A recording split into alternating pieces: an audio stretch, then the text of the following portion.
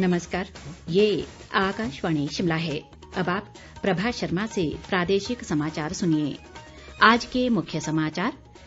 प्रदेश सरकार ने उपायुक्तों को अपने अधिकार क्षेत्र में किसी भी संस्थान को कोविड केयर सेंटर घोषित करने के दिए अधिकार।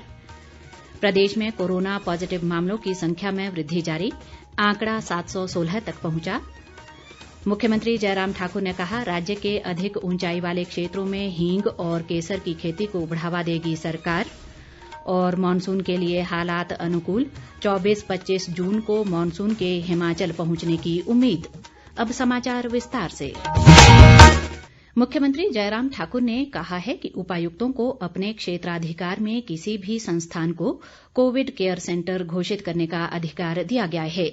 मुख्यमंत्री आज शिमला में वीडियो कॉन्फ्रेंसिंग के माध्यम से उपायुक्तों, पुलिस अधीक्षकों और मुख्य चिकित्सा अधिकारियों के साथ बैठक में बोल रहे थे।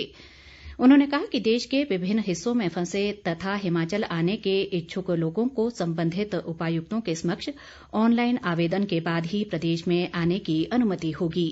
उन्होंने बीते 3 दिनों में प्रदेश में कोरोना के 100 नए मामले आने पर भी चिंता जताई। प्रदेश में कोरोना वायरस के मरीजों की संख्या बढ़कर 716 हो गई है। प्रदेश में आज अब तक 43 कोरोना पॉजिटिव मामलों की पुष्टि हुई है। इनमें सर्वाधिक 16 मामले हमीरपुर जिला से, कांगड़ा से 10, ऊना से 9, शिमला से 3, बिलासपुर और सोलन से 2 मामले सामने आए हैं। कोरोना पॉजिटिव पाए गए इन लोगों में अधिकांश बाहरी राज्यों से हिमाचल लौटे हैं। स्वास्थ्य विभाग के बुलेटिन में कहा गया है कि प्रदेश में अब केवल 275 कोरोना पॉजिटिव मरीज ही उपचाराधीन हैं, जबकि 422 इस बीमारी से ठीक हो चुके हैं। मुख्यमंत्री जयराम ठाकुर ने कहा है कि प्रदेश सरकार महिला सशक्तिकरण और कल्याण के लिए प्रतिबद्ध है। उन्होंने कहा कि राज्य सरकार ने महिला उत्थान और उनके आर्थिक सशक्तिकरण के लिए अनेक योजनाएं आरंभ की हैं। मुख्यमंत्री आज शिमला से भाजपा महिला मोर्चा की वर्चुअल रैली को संबोधित कर रहे थे। मुख्यमंत्री ने दावा किया कि प्रदेश में कोरोना को लेकर स्थिति पूरी तरह से नियंत्रण में है। महिला मोर्चा की राष्ट्रीय अध्यक्ष विजया राहतकर ने रैली को संबोधित करते हुए कहा कि केंद्र सरकार द्वारा महिलाओं के सशक्तिकरण के लिए 1 साल में आरंभ की गई योजनाओं से देश में महिलाओं की सामाजिक व आर्थिक स्थिति और सुदृढ़ हुई है।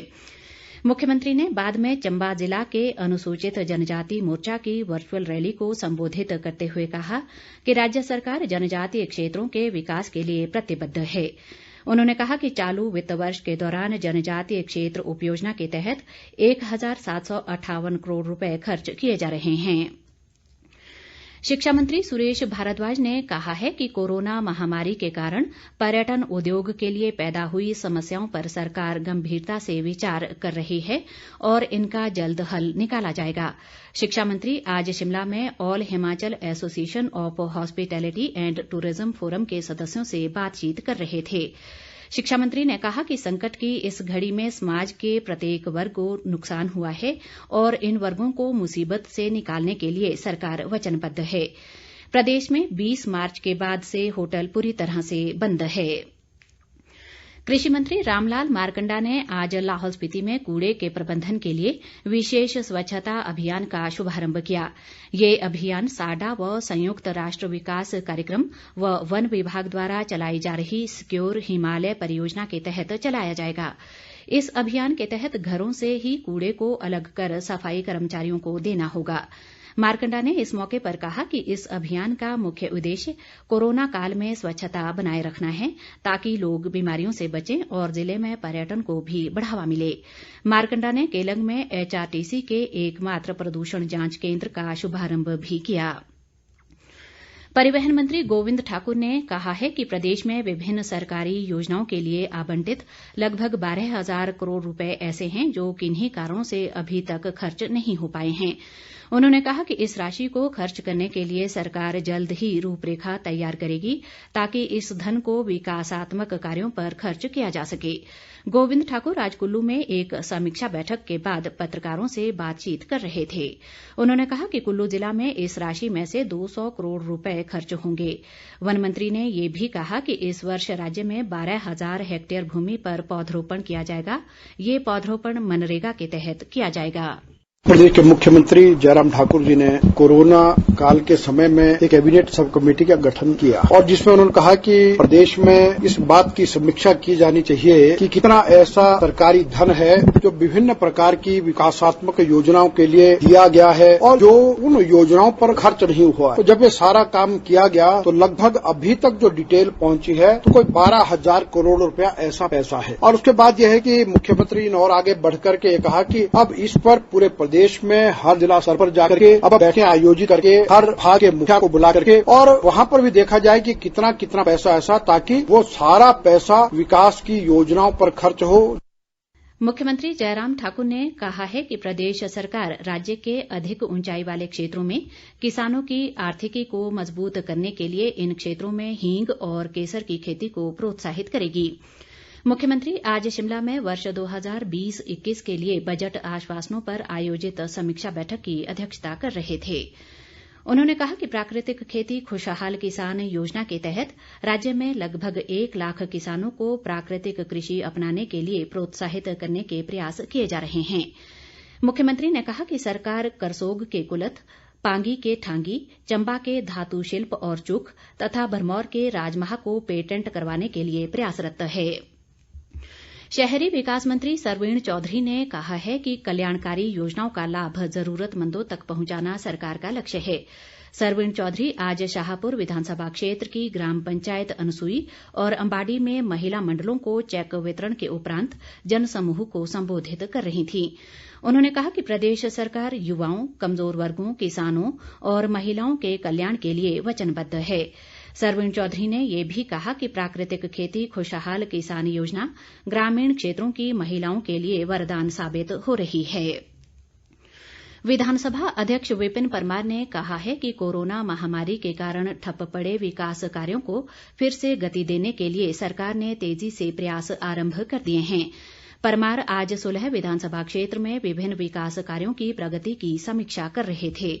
उन्होंने सभी विभागों को विकास योजनाओं को समयबद्ध तैयार करने के आदेश दिए ताकि लोगों को इनका लाभ मिल सके। उन्होंने ये भी कहा कि खरौट से 60 मील तक की सड़क का 3.5 करोड़ रुपए की लागत से निर्माण किया जाएगा। प्रदेश कांग्रेस अध्यक्ष कुलदीप सिंह राठौर ने भारत चीन सीमा पर बढ़ते तनाव पर चिंता व्यक्त की है। राठौर ने आज शिमला में एक बयान में प्रदेश सरकार से चीन के साथ लगी सीमा पर गश्त तेज करने की मांग की है। उन्होंने इस पूरे क्षेत्र में चौकसी बढ़ाने के लिए केंद्र से विशेष आर्थिक सहायता बढ़ाने की मांग करने का भी सुझाव दिया है। प्रदेश कांग्रेस अध्यक्ष ने पेट्रोल और डीजल की कीमतों में बढ़ोतरी का भी विरोध किया है और कहा है कि इससे महंगाई और बढ़ेगी। प्रदेश में मानसून 24-25 जून तक दस्तक दे देगा। मौसम विभाग द्वारा जारी पूर्वानुमानों में कहा गया है कि मानसून के आगे बढ़ने के लिए परिस्थितियां अनुकूल बनी हुई हैं। विभाग ने आज से 28 जून तक प्रदेश में वर्षा और बर्फबारी की संभावना जताई है। विभाग के अनुसार 24 और 25 जून को प्रदेश के अधिकांश स्थानों पर वर्षा होगी। इस दौरान अधिक ऊंचाई वाले कुछ स्थानों पर बर्फबारी भी हो सकती है। विभाग ने 24 और 25 जून को ही राज्य के मैदानी तथा मध्यम ऊंचाई वाले कुछ स्थानों पर भारी वर्षा और आंधी की चेतावनी भी जारी की है। इस बीच लाहौल स्पीति में बीते 2 महीने से अधिक समय से बारिश न होने से सूखे जैसे हालात पैदा हो गए हैं। लंबे समय से बारिश न होने से नकदी फसलें सूखने के कगार पर हैं। इससे किसानों की चिंताएं बढ़ गई हैं। किन्नौर जिला प्रशासन ने अगस्त महीने में आरंभ होने वाली किन्नर कैलाश यात्रा को कोरोना महामारी के चलते स्थगित कर दिया है। उपायुक्त गोपाल चंद ने कहा कि कोरोना के चलते सरकार ने धार्मिक आयोजनों पर रोक लगा रखी है। इसी के मद्देनजर जिला प्रशासन ने इस बार इस यात्रा को स्थगित रखने का निर्णय लिया है। उन्होंने ये भी कहा कि किन्नर कैलाश के रास्ते पर अभी भी भारी बर्फ जमी है। ऐसे में ये यात्रा करना जोखिमपूर्ण है। उधर ऊना जिला प्रशासन ने भी 5 जुलाई को जिला में गुरु पूर्णिमा होने वाले सभी तरह के आयोजनों पर प्रतिबंध लगा दिया है। अंत में मुख्य समाचार एक बार फिर। प्रदेश सरकार ने उपायुक्तों को अपने अधिकार क्षेत्र में किसी भी संस्थान को कोविड केयर सेंटर घोषित करने के दिए अधिकार। प्रदेश में कोरोना पॉजिटिव मामलों की संख्या में वृद्धि जारी, आंकड़ा 716 तक पहुंचा।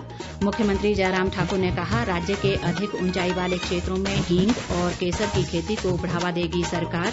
और मॉनसून के लिए हालात अनुकूल, 24-25 जून को मॉनसून के हिमाचल पहुंचने की उम्मीद। इसके साथ ही ये समाचार बुलेटिन समाप्त हुआ। नमस्कार।